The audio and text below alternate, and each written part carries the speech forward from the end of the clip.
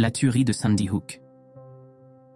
Le 14 décembre 2012, la petite ville de Newtown, Connecticut, est plongée dans l'horreur lorsqu'un jeune homme armé, Adam Lanza, entre à l'école élémentaire de Sandy Hook et ouvre le feu, laissant une marque indélébile dans l'histoire des États-Unis.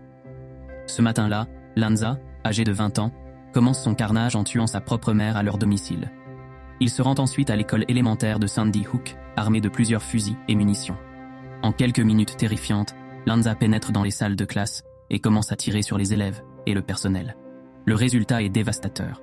20 enfants âgés de 6 et 7 ans et 6 adultes perdent la vie dans cette attaque brutale. Les enseignants et le personnel de l'école tentent désespérément de protéger les enfants, cachant certains d'entre eux dans des placards et des toilettes. Malgré leurs efforts héroïques, le massacre est inévitable. La police arrive rapidement sur les lieux, mais Lanza se suicide avant d'être appréhendé. Les scènes de chaos et de désespoir qui suivent sont inimaginables, laissant la communauté de Newtown et le pays tout entier sous le choc. L'enquête révèle que Lanza souffrait de graves troubles mentaux, mais les motivations exactes de son acte restent floues. Cette tragédie relance un débat national sur les lois sur les armes à feu et la nécessité de mieux prendre en charge la santé mentale. Comment une telle tragédie a-t-elle pu se produire, et que pouvons-nous faire pour éviter que cela ne se reproduise? Quels changements sont nécessaires pour protéger nos écoles et nos enfants de telles horreurs?